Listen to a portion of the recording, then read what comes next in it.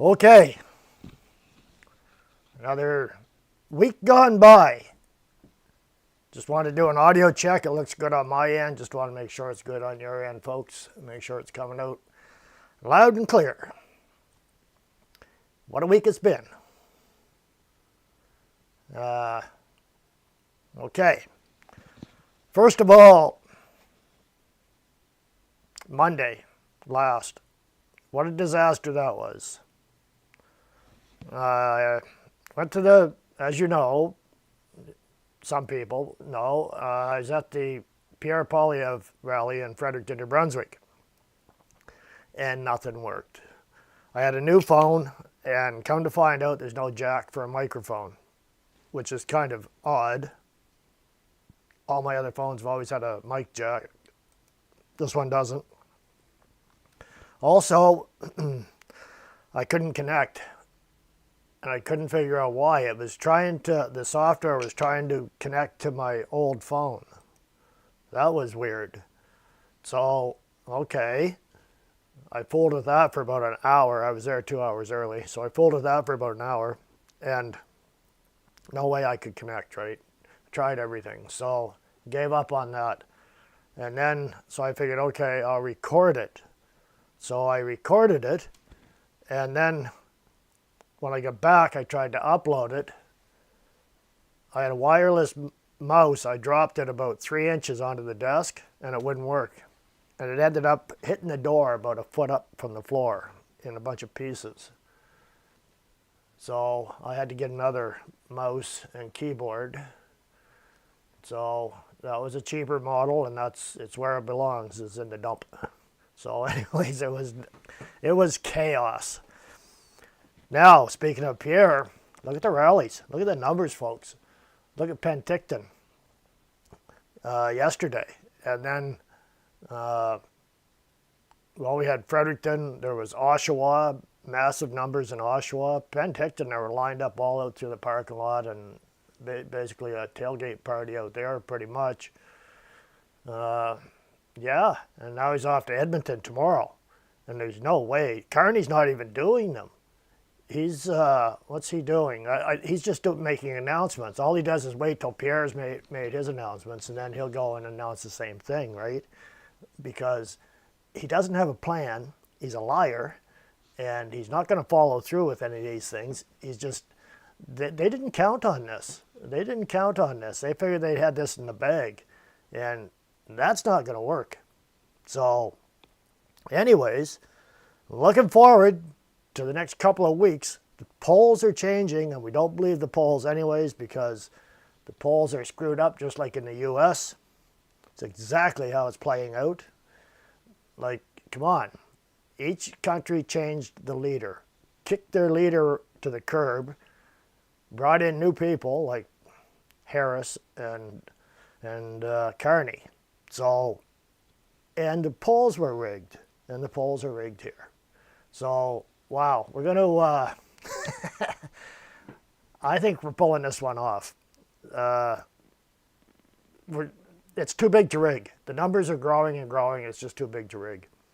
So, sure, Carney hasn't campaigned west of Winnipeg. Yeah, he was in the Okanagan yesterday. You must have missed that. He was in Penticton. So, yeah, now he's going to Edmonton tomorrow. So, Edmonton should be, he's got to get a bigger venue. Apparently, I was watching a live stream, and one of the people there said that in Penticton, they tried to rent the place across the street, but the Liberal MP blocked it. Now, I don't know if that's true or not, but that wouldn't surprise me. What would surprise me is if that wasn't true. So the Liberals are desperate. I don't think there's a Liberal riding in this, or running in this riding, rather. Yeah, our MP here, she bailed out. So anyways, that was Jenica Atwin. She quit. And she's probably one of the ones now wishing she didn't quit because, oh, I could have went in with Carney and I could be back in and I can make all kinds of money. No, you're gone. You're done. There's no Liberal signs around that I've seen, lawn signs, and I don't think, I just seen the list and all it is NDP, Green, and Conservative. So, woohoo, I hope that's it. So, who we got here? We got Faye, Dennis, Lynn, Marie, Sharp, I think you were you watching Western Standard the other day? The live stream, you were in the comment section. I caught the replay, but I heard them say E Sharp, and I chuckled, but I think it was Western Standard. I watch a lot, so I think I do. I think it was. Phil, he spoke to 4 under 30 men bikers. Only one said he's voting Conservative. Yeah, well, you can't fix stupid, can you, Phil? Right? So, Emma, you only got one lawn sign in your area. Well, and the Liberals are going around tearing down the Conservative signs. That's going right across the country. So it's illegal to do, but that's never stopped the Liberals. Everything they do is illegal pretty much, isn't it? So, anyways, there's a lot of stuff going on. And there's stuff here. Now, I just got this come into my email. Now, I'm going to bring this up here. And where is it? Here it is. This is from Super Scooper Sam Cooper. This is interesting. This shows that we know that Liberals don't have any morals, right? Well, just when you think they can't go any lower, don't kid yourself.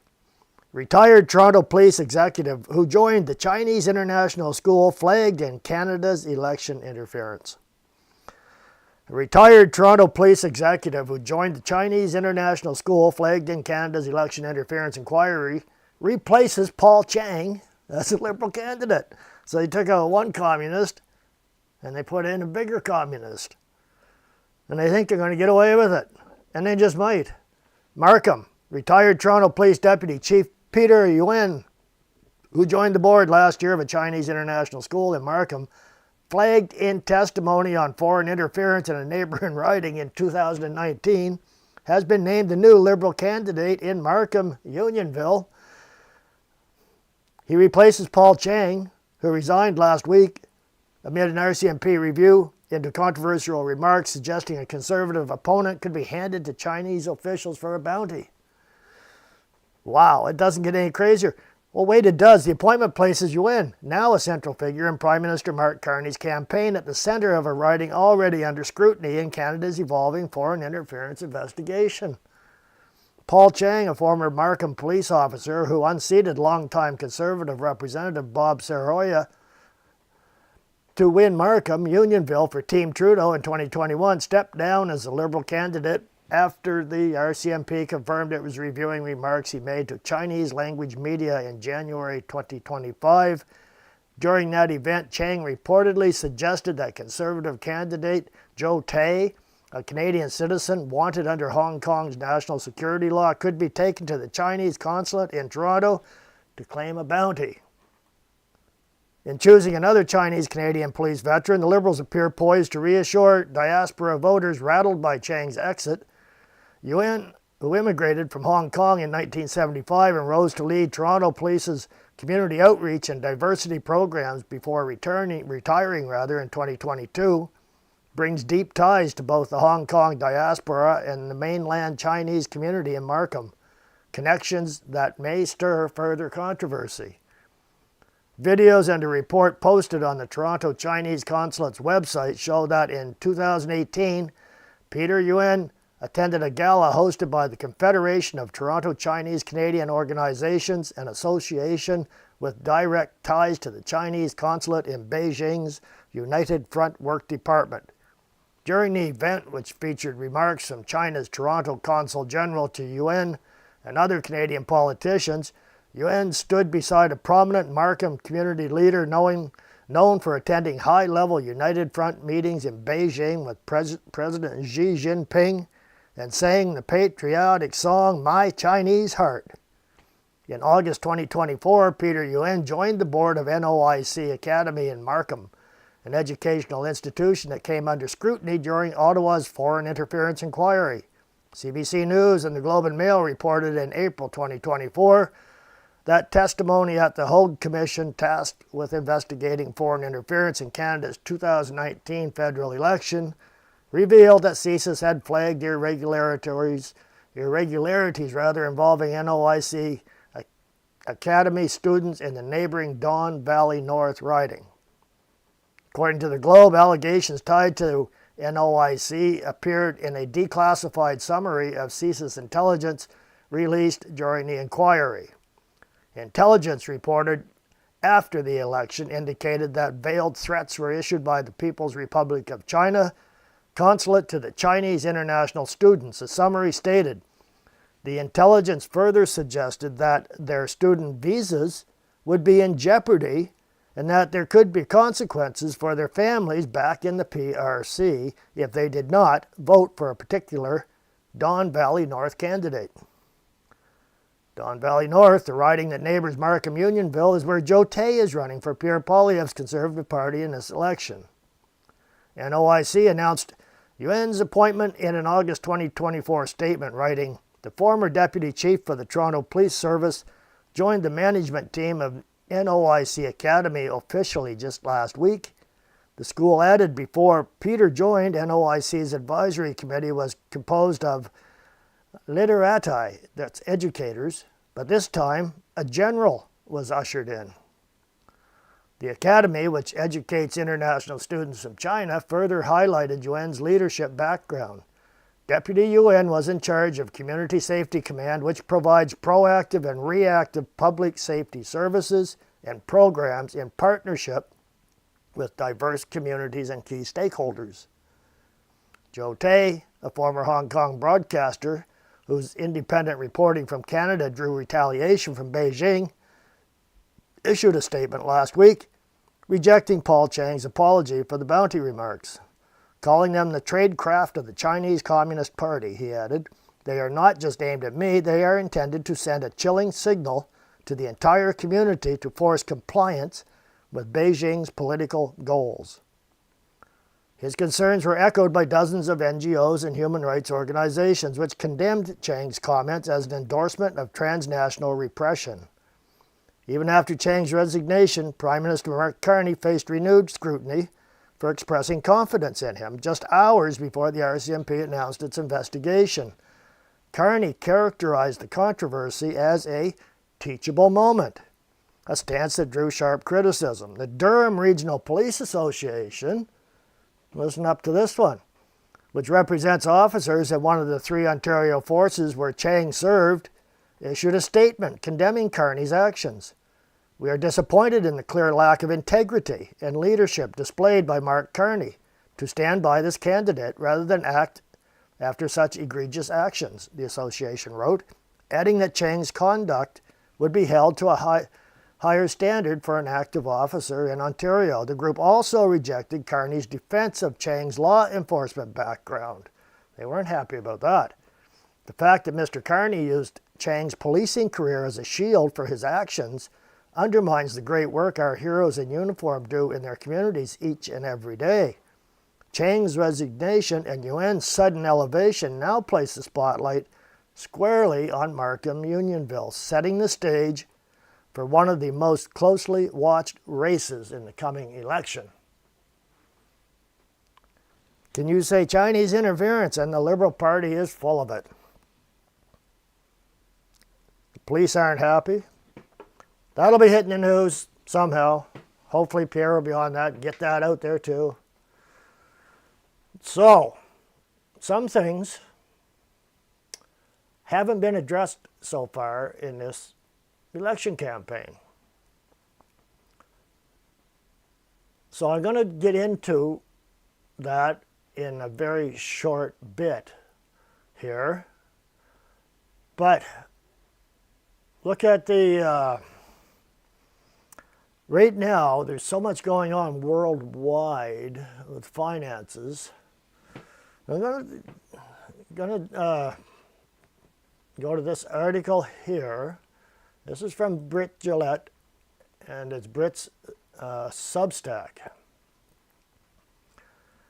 I'm just going to read a couple of paragraphs from the beginning of it because I find he covers this pretty good. It says the world seems to be in a constant state of crisis. Why? Well, it says for over 4 years now, almost everyone who pays attention to what's going on in the world lives in a constant state of anxiety. The reason? They're waiting for the next shoe to drop, the next major global event that will upend their lives. And this is understandable. Over the past 4 years, we've endured COVID, the government response to COVID, lockdowns, passports, mandates, etc. We'll throw in forced vaccinations for the Canadians, global supply chain issues, global inflation, Russia's invasion of Ukraine, the October 7th Hamas attack on Israel, the shutdown of Red Sea shipping lanes, and numerous rumors of other major events set to break at any moment. So what's next? Will it get worse before it gets better? Well, the answer is yes. And this is why. One of the reasons we see all these events taking place is the I have trouble with this word, interregnum. Interregnum. It's a different word. Well, what does that mean? Well, the American Heritage Dictionary of the English Language, 5th edition, defines interregnum as the interval of time between the end of a sovereign's reign and the accession of a successor. So when I say a king is deceased or dethroned or whatever, and the successor takes over, there's a little period in between there. It's not automatic. So there's that void in there, right? So that's what that word means. It typically describes a time period between two reigning kings. But in this instance, we're using it to describe the time period between one superpower or group dominating global affairs and a second rising to take its place. The last time we experienced an interregnum of this type was the 1914 to 1945 time frame. Needless to say, this was quite a tumultuous era, 31 years that included 2 world wars and a global depression. When 1914 started, the Royal Navy of the British Empire ruled the high seas. The colonies of the British Empire spanned the globe, and it had dominated the 19th century global order, controlling the world's shipping lanes, issuing the world's global reserve currency, the pound, and boasting the world's premier center of international finance, which was in London. When 1945 ended, the United States Navy ruled the high seas. U.S. military bases spanned the globe, and the United States dominated the 20th century global order, controlling the world's shipping lanes, issuing the world's global reserve currency, the dollar, and boasting the world's premier center of international finance, New York. As 2024 begins, we see U.S. naval power waning. Houthi rebels have shut down the Red Sea to all traffic from Israel, the United States, and their Western allies. Almost 12% of all global trade passes through the Suez Canal, making the Red Sea one of the most vital shipping corridors in the world. For over 80 years, the U.S. Navy has carried out the role of ensuring the world's shipping lanes remain freely navigable and open to international trade. Now they are increasingly unable to do so. The ability of the U.S. to protect military power across the globe and secure vital waterways is one of the primary reasons the U.S. dollar dominates international trade. Another reason is the petrodollar. When President Nixon ended the U.S. dollar's convertibility to gold, it became a fiat currency, meaning its value is derived from nothing more than government edict. Since that day, in 1971, all the world's major currencies have been fiat currencies, something unprecedented in history. History shows all fiat currencies eventually reach their intrinsic value, which is zero. So what happens when all the world's currencies collapse at the same time? In 1974, Henry Kissinger brokered a deal with Saudi Arabia wherein OPEC agreed to only trade oil for dollars. This has helped underpin demand for US dollars for the past 50 years. But now the petrodollar is ending. Saudi Arabia and OPEC are increasingly accepting other currencies for oil. US debt is at unsustainable levels. Foreign nations are dumping US debt in favor of gold, and the BRICS nations are attempting to create an alternative to the US-dominated global financial system. In other words, the post-World War II order of global military power is transforming, and the current global monetary system is coming to an end. All this and more is why we see U.S. power and influence in decline, an increasingly fragmented global order, and a world where it seems we're moving from one crisis to the next. But I would argue there's a more significant reason that we're seeing all this. Depending on your preconceived beliefs, you might reject it out of hand, but anyways, I won't go into that. I think a lot of people, especially Bible-believing people, will have their views on what's going on. So I found that pretty informative from Britt Gillette. So some other things come up. Something hasn't been discussed during this election period that we're in right now, this campaign, is the digital currency, the CBDCs.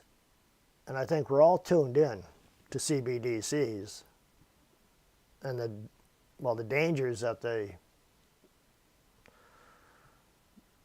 offer, I guess, or the dangers that come with it, where it's programmable and can be turned off or manipulated by the powers that be. That's the people sitting at top offices in the government. And hopefully it's not the Liberals in Canada. The U.S., at least they got the Democrats out and got the Republicans in. So, I'm going to show you, I'm going to bring this up on the screen, and I am going to show you some things here that might surprise you, might not. This is the Atlantic Council. Now, I'm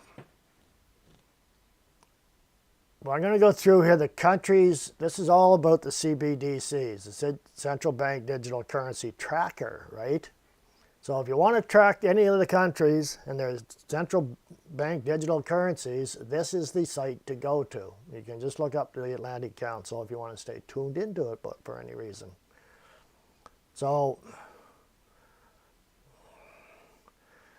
what is a central bank digital currency? Well, I'm just going to read this. I'm sure you all know what it is. A CBDC is virtual money backed and issued by a central bank. As money and payments have become more digital, the world's central banks have realized that they need to provide a public option or let the future of money pass them by. So, I'm going to, you can go on any of these dots here, and that's the country, and it'll tell you how they're involved, and it's a very good site. It's got all kinds of information all over this planet. But I'm going to pick on this one, China. Project name is ECNY. I'm just going to go right down to the timeline on this. If I get this to move for me.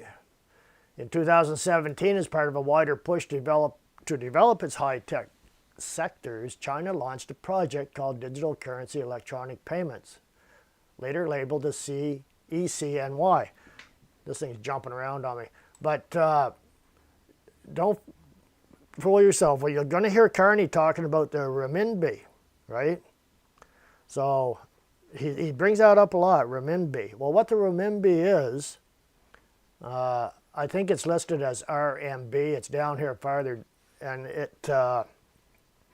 it's their CBDC is what it is. So anyways, they brought this in 2017. And it was basically with, they had, what's it say here? They had the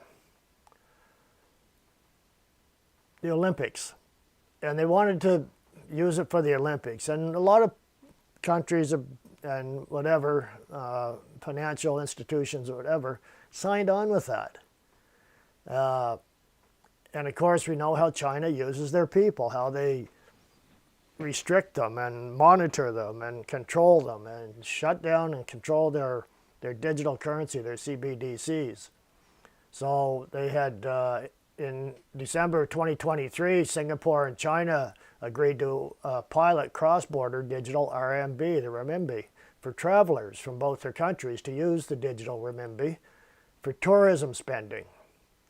They were just bringing it out easy, and that's how it's going to happen, right? They're just going to bring it out easy. So they ended up with, it's basically the digital yuan, right? And the transactions using that as of June 2024 were 986.07 billion US dollars. So a lot of transactions. So now I'm going to go out of China because that's a long article. I'm going to go out of China.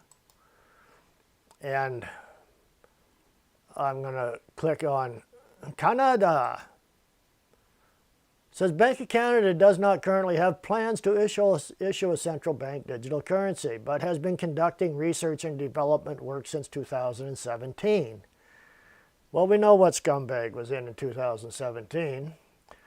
And launched a public consultation process in November of 2022. July 2024, the Bank of Canada published a paper titled "The Role of Public Money in the Digital Age," arguing that Canada will need a CBDC to maintain monetary sovereignty and financial stability in light of declining use of cash and increased innovation in the digital finance space.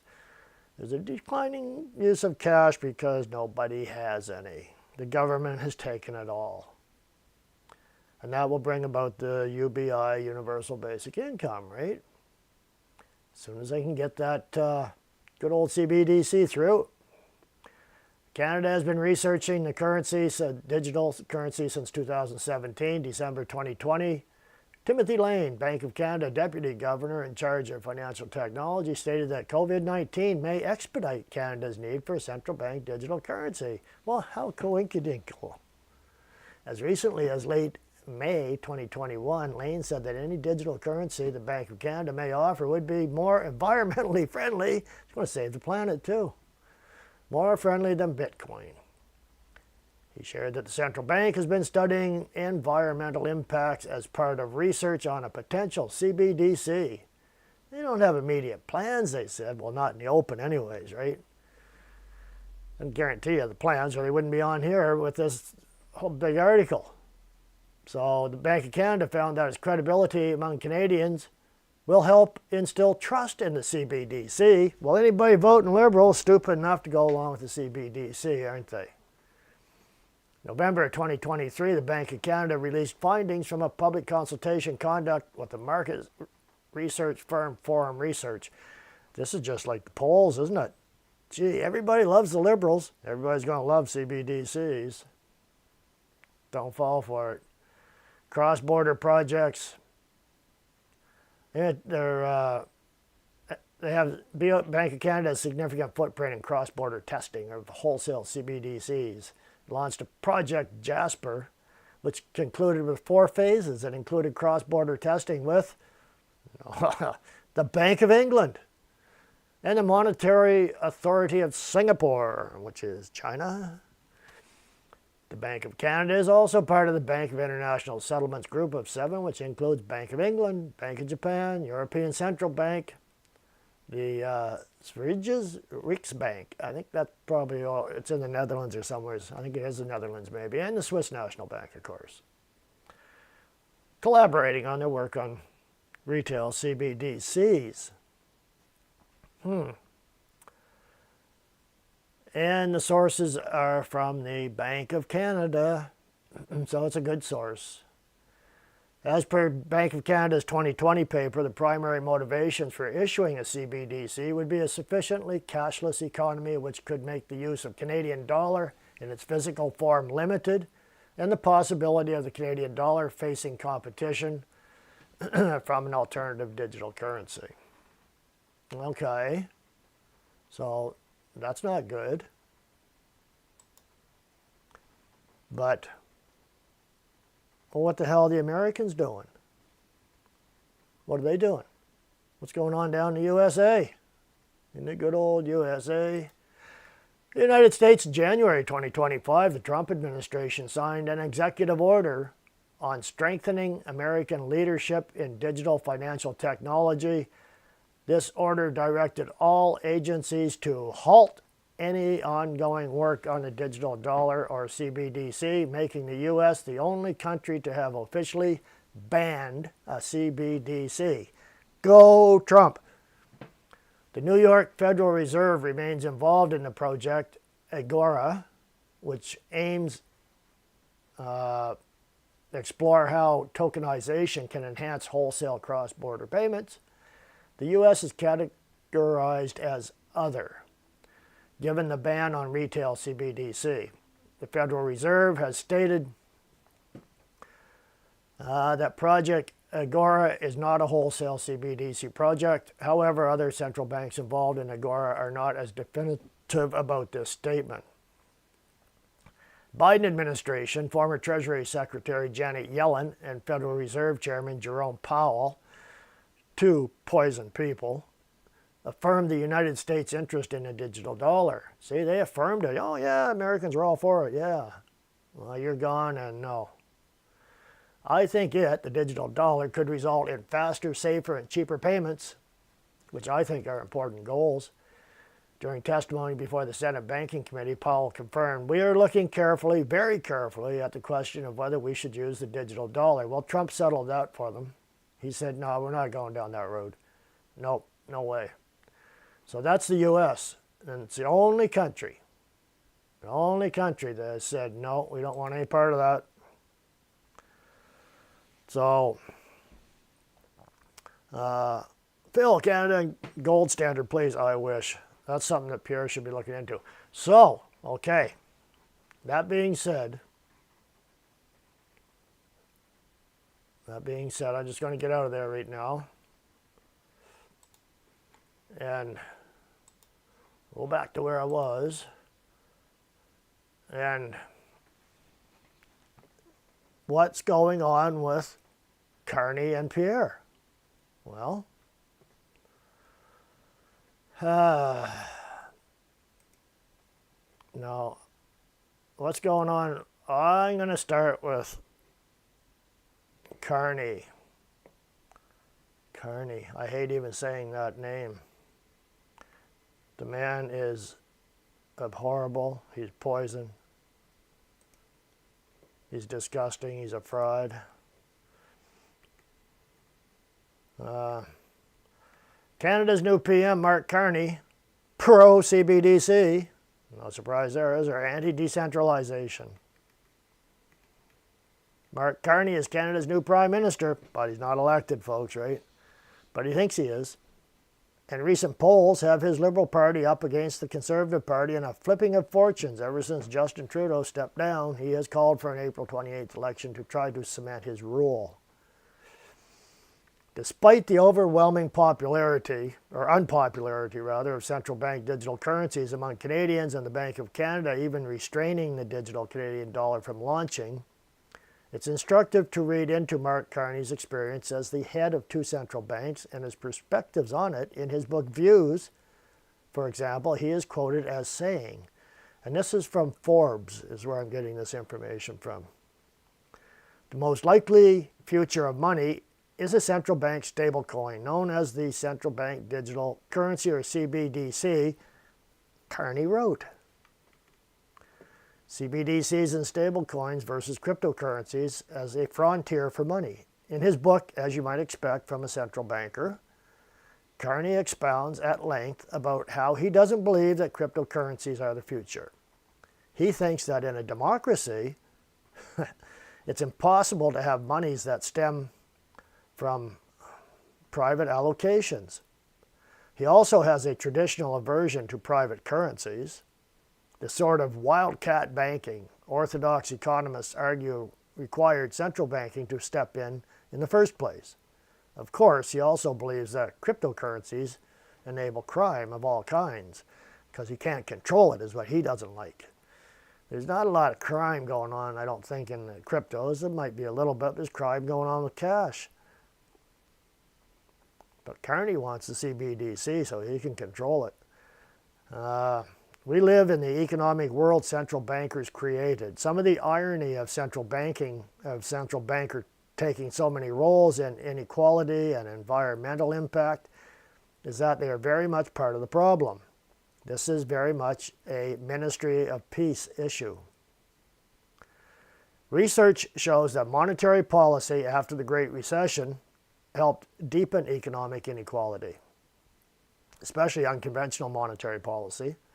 And though Mark Carney's website shows that he is dedicated to making housing more affordable, that's a lie. His policies and the monetary policy of central bankers have done the very opposite. See? And he may have led to nearly 5% increase in real housing prices.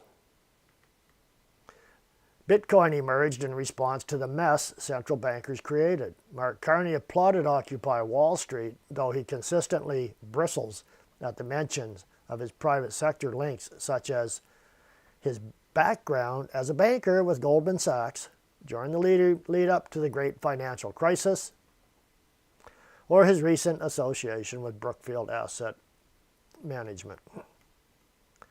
Yet, in unleashing a future of inequality where the rich were bailed out by the federal government and creating a tidal wave of trickle-down economics that nobody voted for, as well as an expansionary monetary supply that made inflation inevitable, we now live in an age of populist anger and disillusionment stemming from failed promises to younger generations that will see the economy fail around them. And nowhere as hard as the United Kingdom and Canada. Ironically, places where Mark Carney garnered awards for heading their monetary policy, or as Julian Assange put it, Bitcoin is the real Occupy Wall Street. Bitcoin is a hedge against this world, giving the government power to see and control everybody's transactions. Bitcoin is the only option for some who saw that the system would return the very same people who contributed to its failure to claim power as its savior, like Mark Carney. Mark's stance on CBDCs has not come up in his campaign, which primarily focuses on economic growth, yet it would change how Canada and the CBDC adoption worldwide has come to pass. With an American president dead set against CBDCs, but embracing stablecoins, perhaps as proxy CBDCs. International sentiment has been turning against the CBDCs, with the BIS, the central bank for central banks, pulling away from China's Project M-Bridge. With faltering adoption in places like China and Nigeria, it didn't go over good in Nigeria. People didn't play along. People used Nigerian currency. They stuck with it in the black market is what happened there. I talked to Kenny about that. If anybody here knows who I'm talking about. Kenny was a resident of Nigeria. He's now in Canada. And he migrated legally. Good for Kenny. With faltering adoption in places like China and Nigeria, CBDCs are crusting. Yet an election that cements Mark Carney's power as Canada's leader, while not directly impacting this decision, would show a popular mandate for public power over private interests, reinforcing a CBDC mentality and installing a former central banker who is an ardent fan of central bank digital currencies as Prime Minister. The Bank of Canada might take it as a symbol that despite their failed attempt, a CBDC might be a good idea, especially with a friendly Prime Minister and Parliament around them. Yeah, I'm sure the Bank of Canada, that would be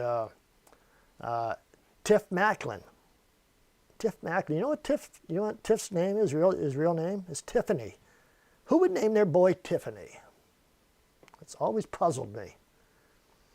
As Mark Carney ascends to power in Canada and maintains his mandate to rule, his policy stances and economic gravitas are a significant reason why he claims he deserves to lead.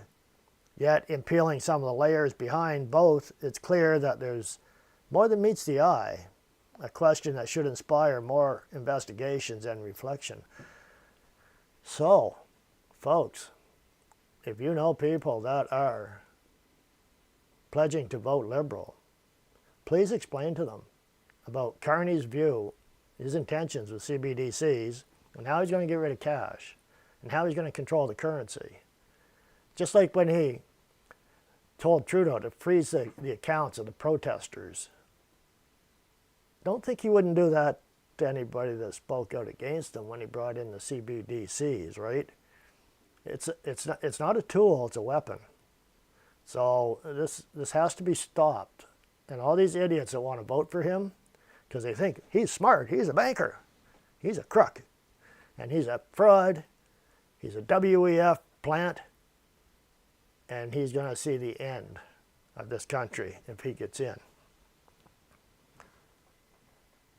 So, anyways, well, what the heck would, how does Pierre feel about this? This is from CoinSpeaker. Trudeau's rival, this is back from 2024, that was before the, as he's known as by Kevin O'Leary, the Idiot King, stepped down crying, like the little pussy that he is, crying to the Governor General, they don't like me, I gotta go. Trudeau's rival pledges to protect cash usage, vows to ban CBDC in Canada. Way to go, Pierre. Bill C-400 aims to stop the creation of a CBDC in Canada and ensure cash remains available across the country. How many here are familiar with Bill C-400? Give me a 1 if you know what Bill C-400, if you ever heard of Bill C-400 before. Give me a 2 if you haven't. I want to see how popular this bill is. This Bill C-400. I'll just give you a minute. Just a little participation here from the people in the chat. 1 if you know what Bill C-400 is, if you've heard of it, and 2 if you have never heard of it before, if it's just some new numbers for you. So, I don't see anything. Sharp, you never heard of it, eh? Marie, never heard. Lynn, you never heard of it. Phil, you never heard of it. Wow, Betty Power, you never heard of it. Well, Pierre's on our side. Because I'm going to tell you about Bill C-400. Right now, I tell you about it. Canadian Conservative leader Pierre Poilievre has taken to X to express his dissatisfaction with developing a central bank digital currency in Canada. He cited the need to safeguard the use of cash and maintain cash infrastructure while ensuring the government does not digitalize the economy. Poilievre's view is in tandem with Bill C-400, proposed in the Canadian Parliament by MP Ted Falk, that's a Conservative member of Parliament. The bill noted that the Trudeau Liberals, currently ruling party in Canada, have pushed the Bank of Canada to print $500 billion, which has led to inflation across the country and placed the citizens in debt. Moreover, the idea of placing another currency solely in the hands of the government will make it easier to print more money, rendering the Canadians powerless. It was stated that the CBDC should remain only within the private sector, allowing the country's citizens to decide on investments of their choice. Bill C-400 aims to stop the creation of a CBDC in Canada and ensure cash remains available across the country.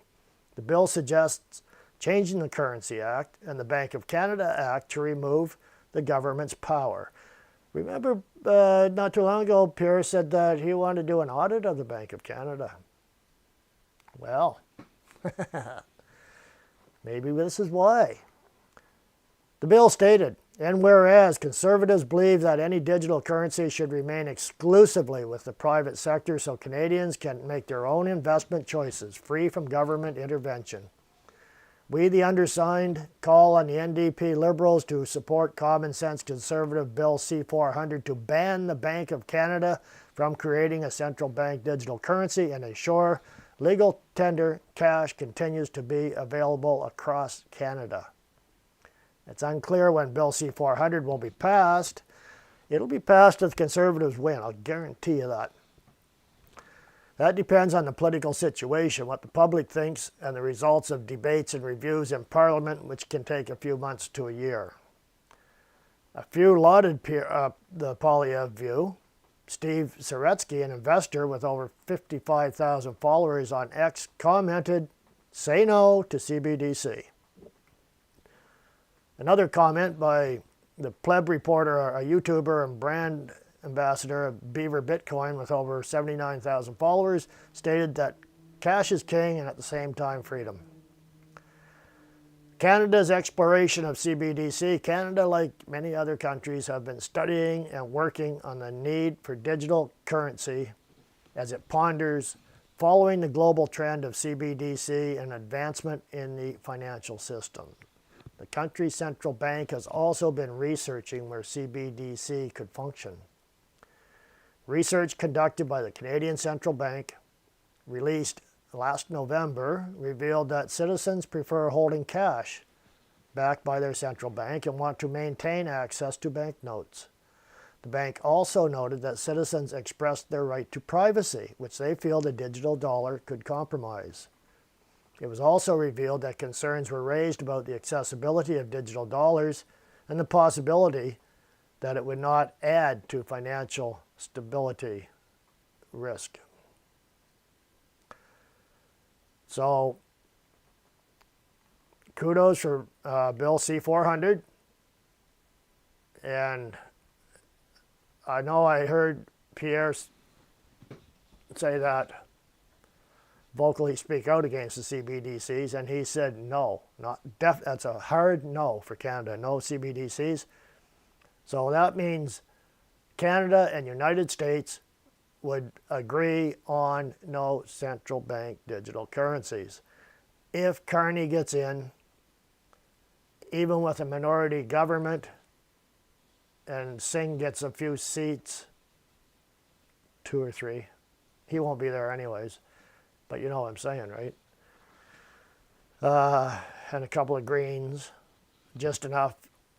Maybe the Bloc, you never know. They're unreliable, they're unpredictable on a lot of things. So, yeah, not good. We got to get that Carney guy out.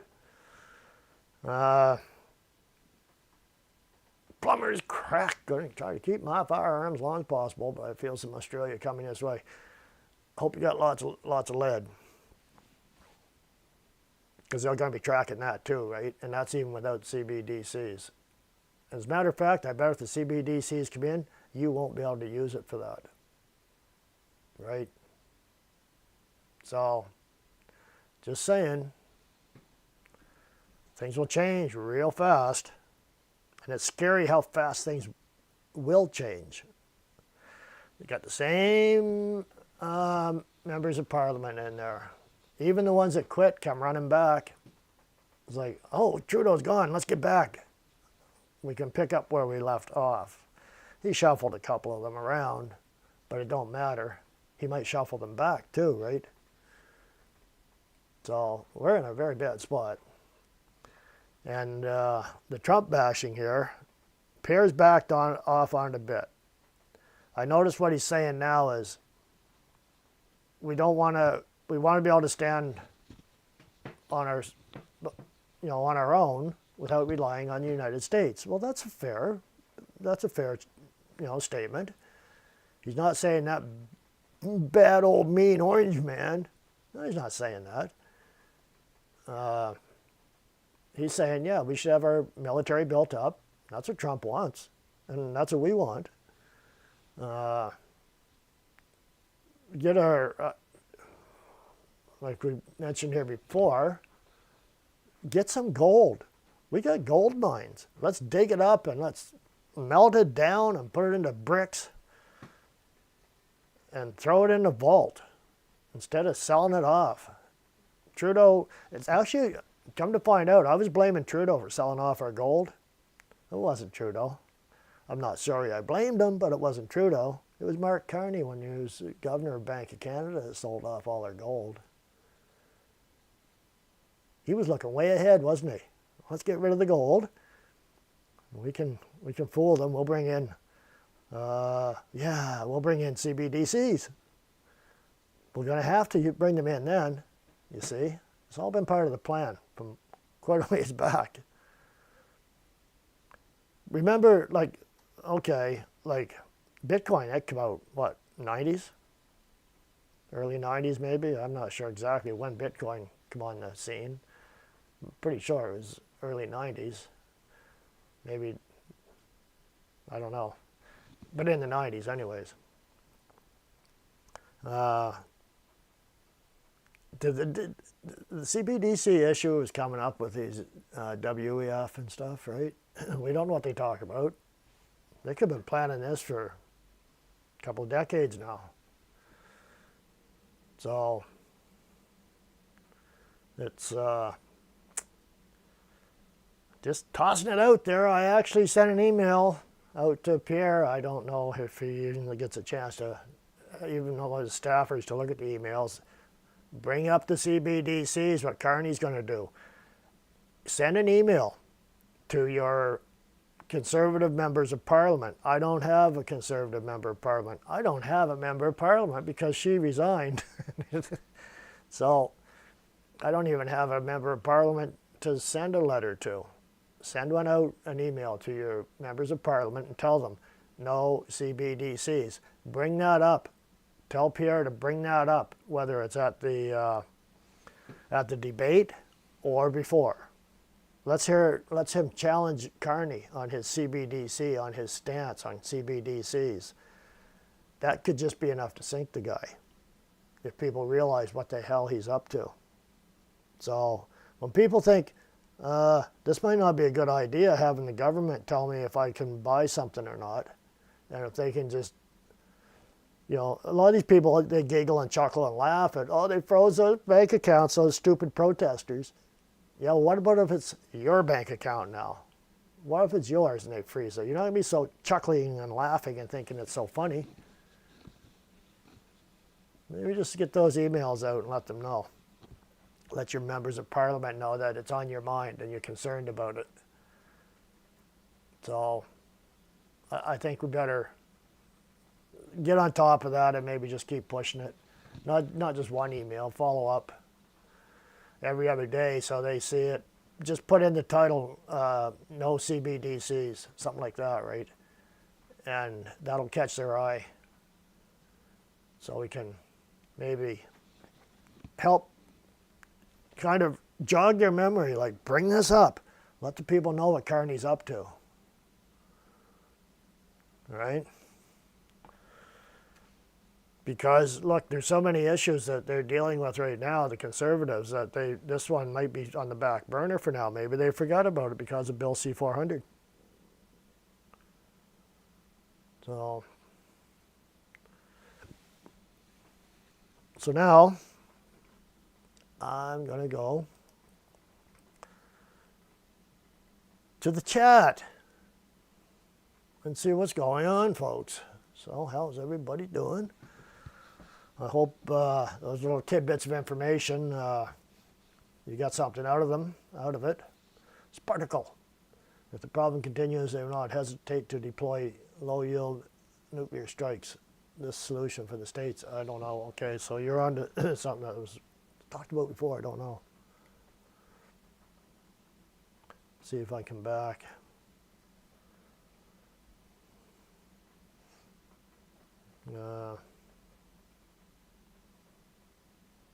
Rhea bought some USA gold backs. They already doubled. I'm not sure. I didn't like going into the gold backs myself. I mean, that's personal preference, personal choice. So I know people that are, and they think that's a good way to go, and that's personal choice. So, Emily didn't freeze yours. You gave truck via a church. You got to be sneaky. Yeah.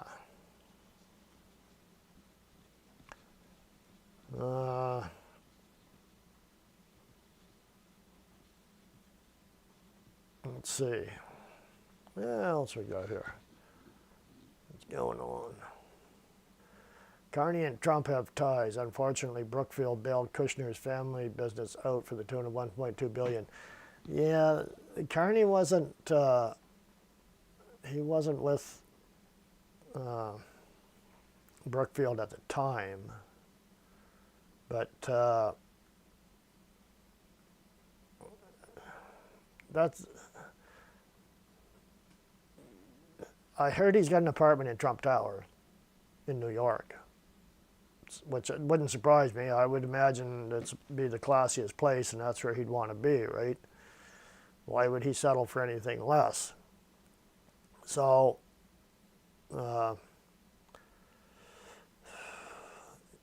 that, I think he's got, well, Carney has got way more ties with China. Like, he's in up to his neck with the Communist Party. So is Trudeau. So, Trump is not sold out to China. And I'm pretty sure Trump would be quite aware of what Carney's involvement with the Chinese Communist Party is. So I don't see too much relationship there. I could be wrong. I could be wrong very easily, but I don't know. I just don't see, I don't see that connection going to be an issue, put it that way.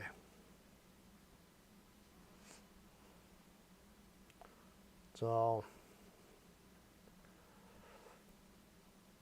what is the term that Carney used instead of digital money? Well, he uses the renminbi a lot. That's the Chinese digital yuan. So you'll hear him say the renminbi. Plumber's crack. Cheers back.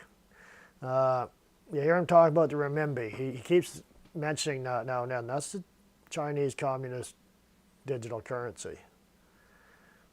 See, he won't say the Chinese CBDC. He'll just say renminbi, and then it just puts that in there, and then carries right on real quick. So it kind of just floats by, and a lot of people don't really catch that. So,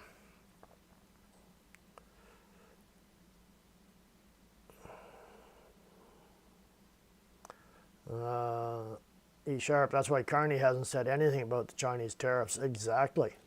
Exactly. He doesn't dare. That's why, look, he just put that, they got that new plant in there to take Paul Chang's place. Paul Chang, right?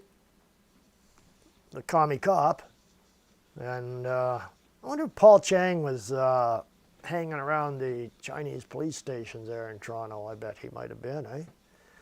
Stopping in for coffee and donuts or something. So, and now they got the new fella, the other Chinese Communist Party plant cop, taking his place. Is that going to hit the news? I don't know. Sam Cooper just got that out today. I got that around noon. So, we'll see. Sam puts a lot of stuff out and the media won't touch it because it's not in their playbook. It doesn't fit well with them. They're pushing Carney. They're not going to touch that. That's up to social media. It's up to conservative supporters. And that has to be emailed out to your conservative MP too. Now, if anybody's following Sam Cooper, you can always look him up. I recommend you do. And follow him. and you'll get your emails.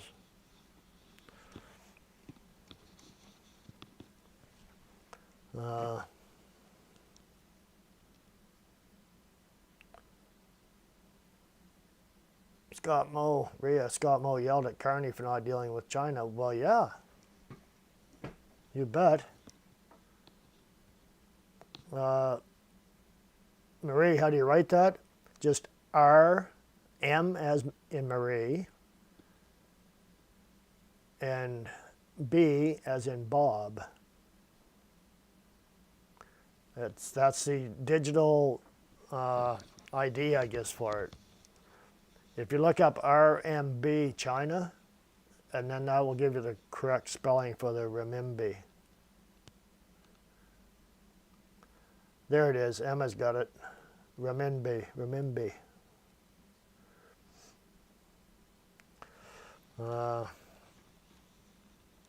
Phil, freedom prospector, Sam Cooper, real journalist. He's the real deal, you know it.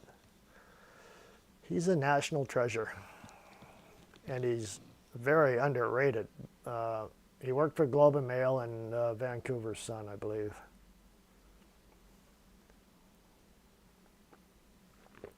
But they wouldn't publish a lot of that he wanted to put out, so he went on his own.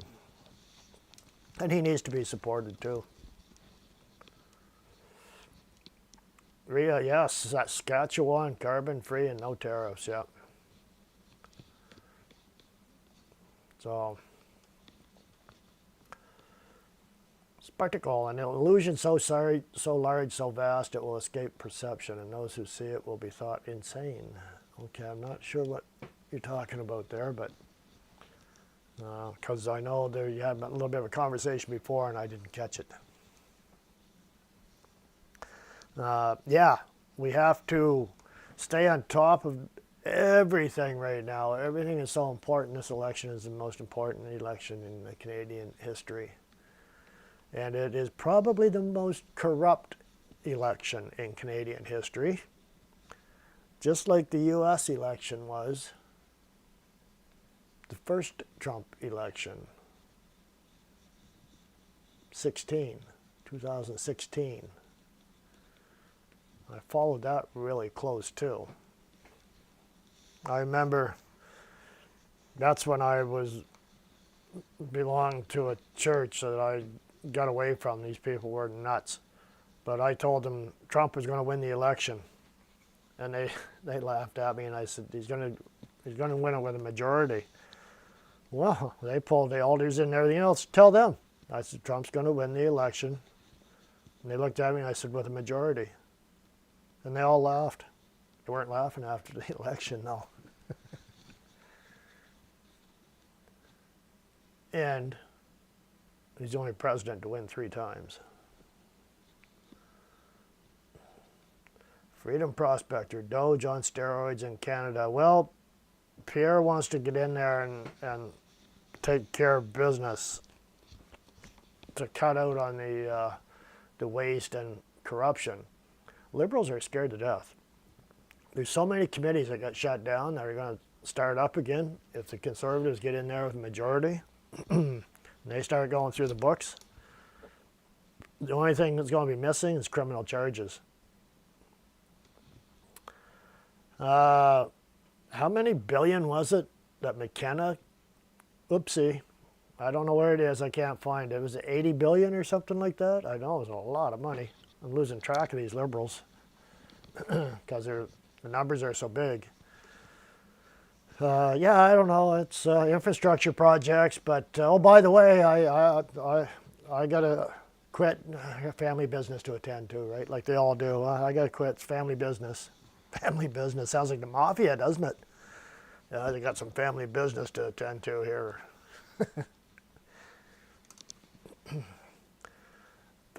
Phil, over 50 compromised MPs in Ottawa on crickets. Phil, it's more than 2.3 billion. I think it was 80 or 70 or 80 or something like that. That all started in 2015 when Paris Climate Scam Accord was signed, Net Zero 2030. Yeah, Did they bring net zero in the original signing? I don't know. I'm not aware if it was in the original signing. I know they kept kind of changing it up a bit every year.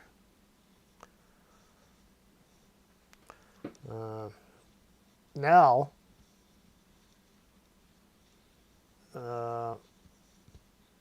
Marie Hogue has sealed the info for 99 years, but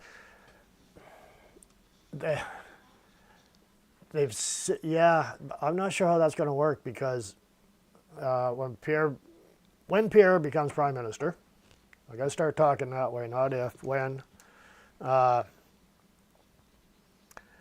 He should have access to all that information that the Liberals had been hiding. So, I don't know.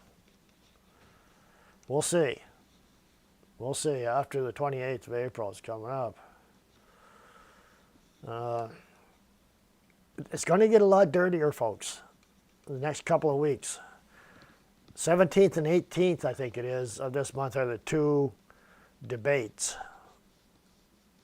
I'm pretty sure that Pierre is going to rip Carney to shreds. Carney's going to be stumbling, lost. The only problem is the mediator. Is it going to be CBC, CTV, right, Global? Who are they going to pick? Or is it going to be, it'll be a Liberal. We know that. I'm trying to think of, maybe it'd be Tom Clark. Maybe they'll bring him up from New York. Put Tom Clark in there, yeah. It worked for Trudeau. They had Tom Clark. So, we'll see. You definitely can't trust them. You know it's going to be a snake. I think the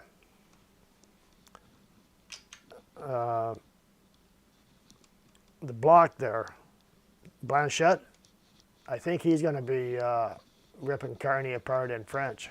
That should be interesting to watch. They'll have a translator.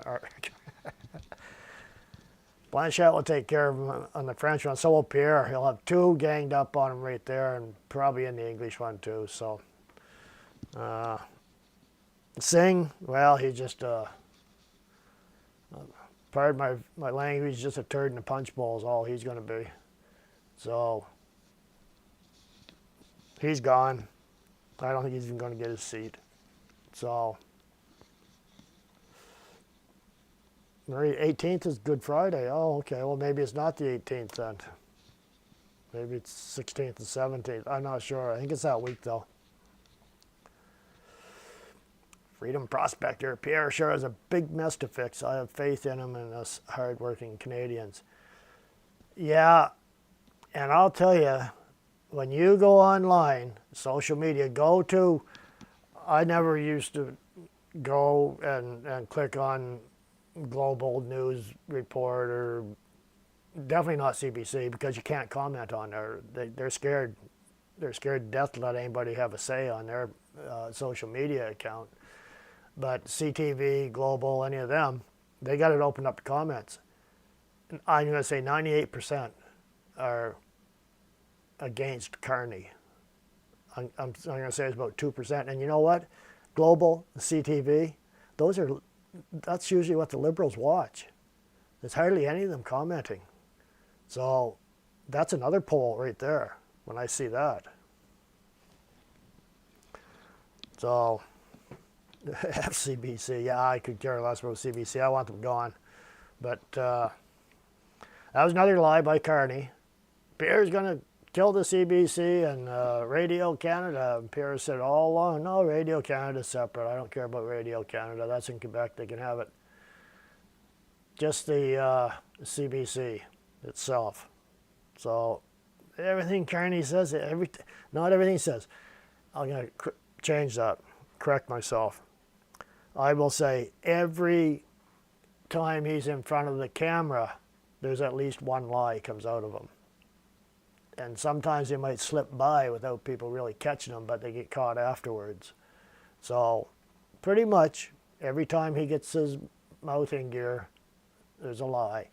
And the questions, when he answers a question with a lie. So, I mean, Trudeau is a liar. There's no doubt about that. He lied about everything. But he probably had to, because Carney was telling him what to do, so he had to lie to protect it. Like they say, it's Carney, Trudeau Liberals, the NDP Liberals, but not anymore. It's just the Carney, Trudeau Liberals, and Trudeau's out of the picture now, somewhat. So, Coronation Street watchers on CBC, yeah. Yeah, CBC's not too well liked by you folks, are they? Sharp, we need Doge here in Canada. I think we're going to get similar to it.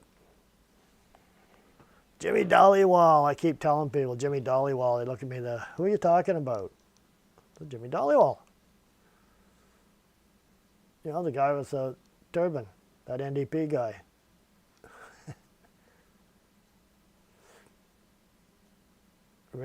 Actually, then Pierre owns a Northern Gate pipeline that the Liberals bought. Yeah. Yeah.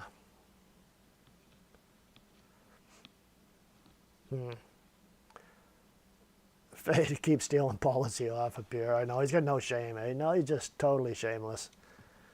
I was on commenting there somewheres online and probably on X, and this woman said, I said, look, the guy, he just stole another one of Pierre's ideas. And she said, so why does that matter? She said, if it's a good idea, why can't they both have it? I said, well, because Carney doesn't have any ideas that are good. And that's why he's got to steal them. So that don't make sense. What she says is, you're not making sense. Just think about it. If the guy doesn't have any plan at all, really, except what he can steal, how can you trust him? It's impossible. So, yeah. Liberal boomer voters. A lot of boomers at Pierre's rallies. But they're saying the women don't like Pierre for some reason. They like the snake charmer, Carney. I haven't figured that one out, why. But we can't believe that either. Remember when they said, oh, the women hate Trump. There's no way women will vote for Trump. Oh, yeah? Look at his rallies. Look at Pierre's rallies. It's not like it's all a bunch of men in there. No way. Oh, it's loaded with the ladies.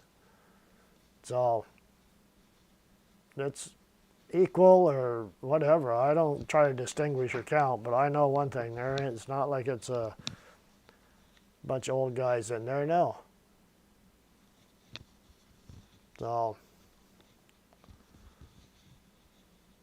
Carney looks like a white Count Chocula like a vampire.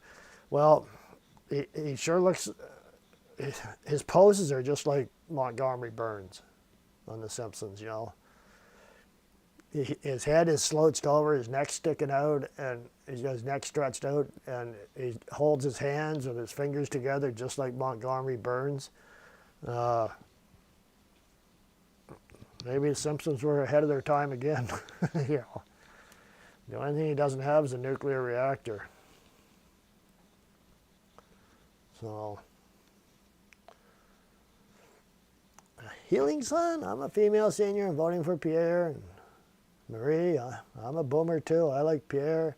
Yeah, I know it's all hogwash, right? So, we can't believe the polls. We can't believe the media. We can believe the numbers at the rallies. And like I say, Carney's not holding rallies.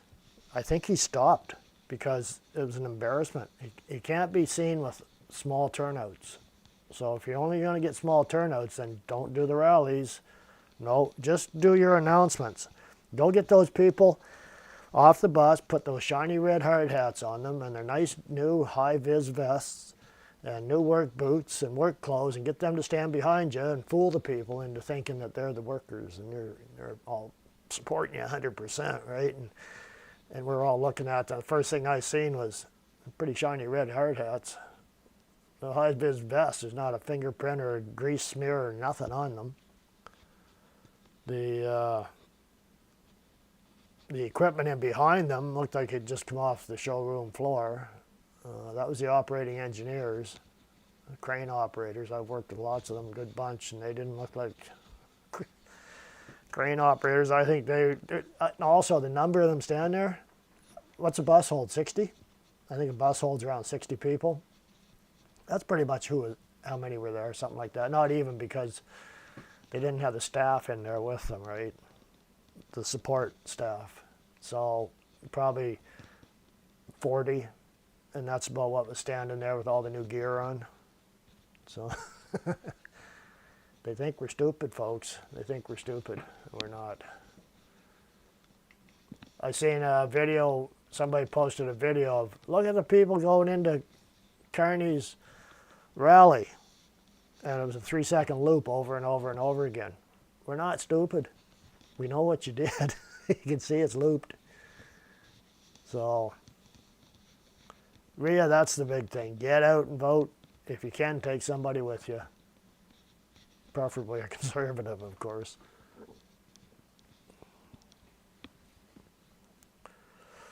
Phil, Cretin. Gretchen eliminated Port Police shipment container inspectors in Port of Vancouver 20 years ago. Really?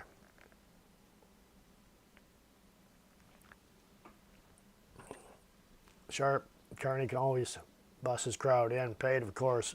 I've heard that too. But I'll tell you, when I went on a job site and got hired on, one of the plants, the first thing they do is give you your PPE, and you get your brand new hard hat.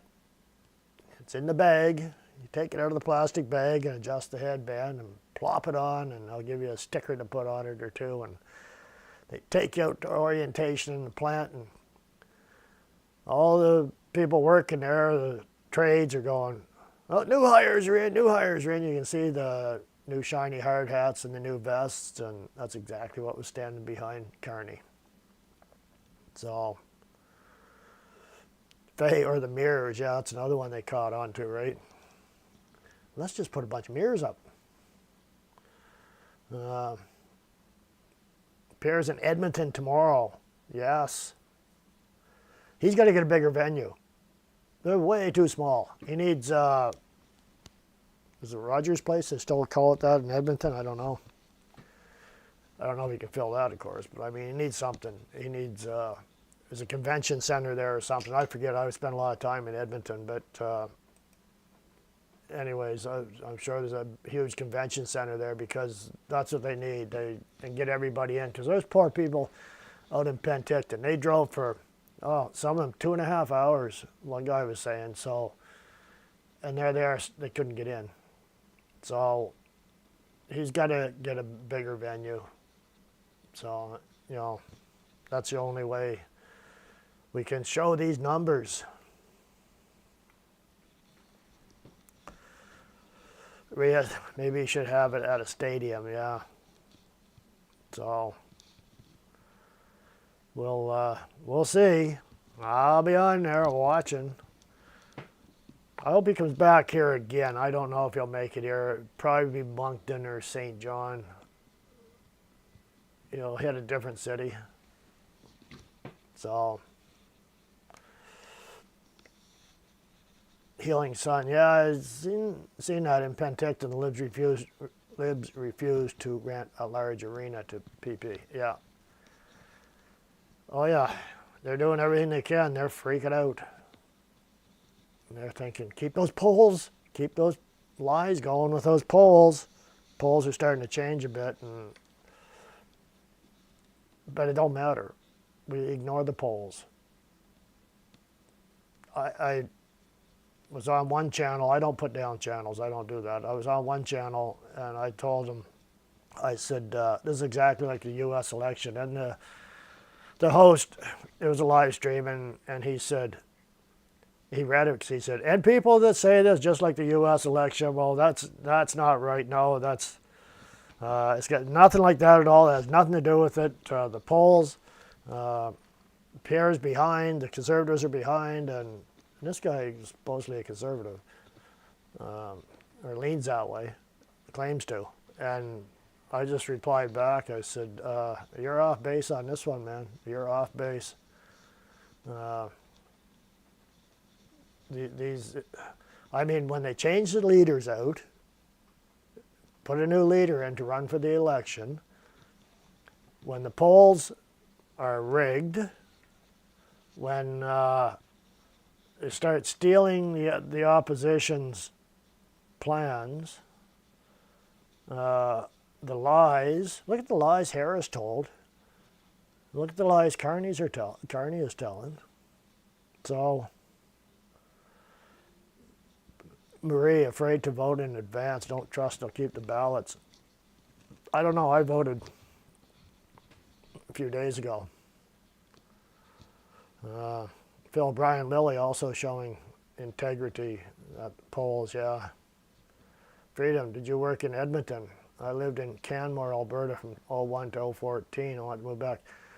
Out in Canmore, eh? I did work a little bit in Edmonton, well, just outside in Fort Saskatchewan at Shell, Dow Chemical, and then upstream in Fort Mac, Syncrude, Suncor, up in the mines, Albion Sands in the mines, and south of Calgary. I can never remember that little place down there. It's Agrium fertilizer plant. I worked in that a few times on maintenance shutdowns, yeah. Phil, Creighton also. Well, you caught me, Phil, you caught me.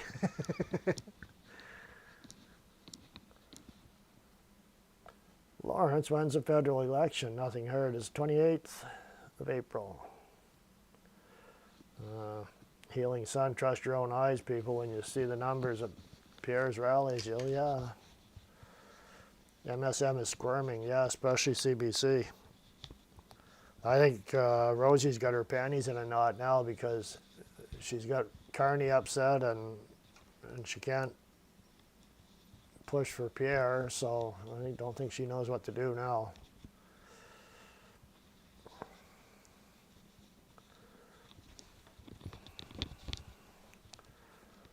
Yeah, well, let's see. What else? So this week, Pierre is going to be hitting the road hard. Man, I'm telling you, he's not wasting any time.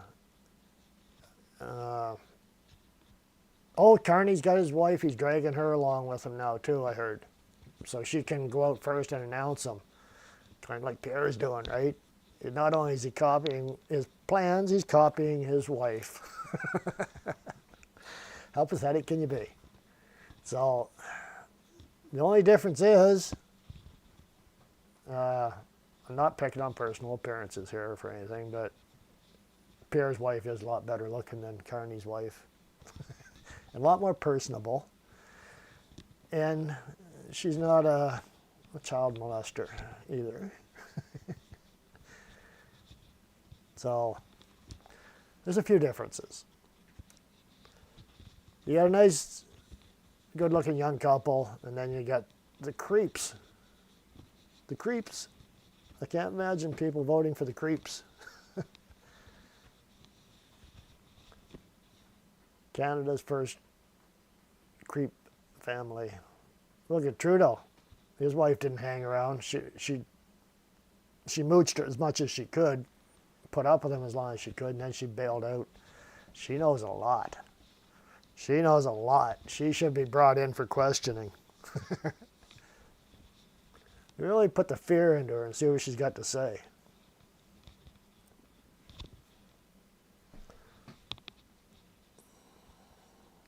Yeah, we 150 million raised for CBC, and he said there could be more coming too, right? Wink, wink, nod, nod. Unbelievable. Lawrence, kind of rushed, isn't it? It's supposed to be to last 40 days. This is the shortest election campaign in Canadian history. As far as I know, it is. I'm pretty sure that's what they've said anyways, announced that it's rushed, it's rushed. They don't want the dirt getting out on Carney. There's too many skeletons in that closet. And I say it's a big closet, so.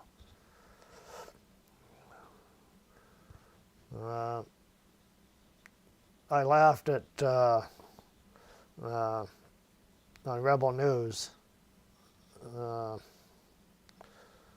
should know the gal from Quebec there. She's talking to one of the Liberal women there. They had the picture of Carney with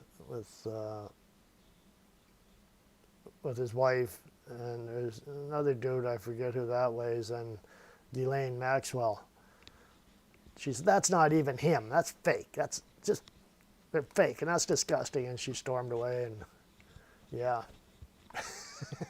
No, it's not fake, lady. The only thing fake is Carney in real life. Where are their kids? They're keeping them out of it. Right out of it. I laughed there last night at Penticton when the little girl went up to the stage and said she was there for Canada. I think that's what she said. And then Pierre's little guy came out there. Two little kids, that was funny. Pierre knows how to deal with the children, the little folks like that. He's got two. He has two of his own. Carney, he wouldn't let do. He'd be stiff as a board standing there. Javier, welcome from California. Woohoo, good to see you. Hey, now for some hockey news. Ovechkin scored 895 goals, breaking Gretzky's record. I'm on the Maple Leaf bandwagon, Faye. First in years, decades. I quit watching hockey when they started putting rainbows on their hockey sticks and their uniforms. But actually, I stopped watching when Ron threw grapes under the bus. Is when I quit watching. I still have a hard job watching Ron McLean talk. I just almost have to leave the room or turn the volume down. So, anyways. Javier, how is Southern California using you, oh man? Man, there's been a lot going on down there. That sounds like a zoo.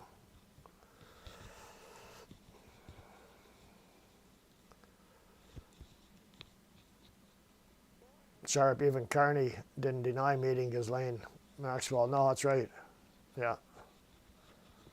So, you know, it's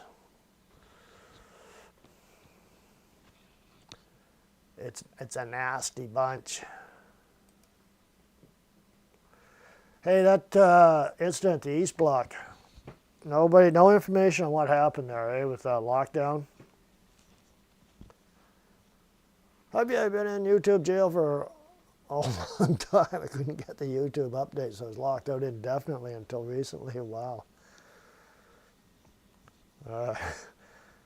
So yeah, that lockdown there in Ottawa, in the East Block. Somebody asked me what happened. I said, it was Trudeau in there shredding documents. They won't tell us. He went in the back door. He still got the key. He's in there destroying evidence.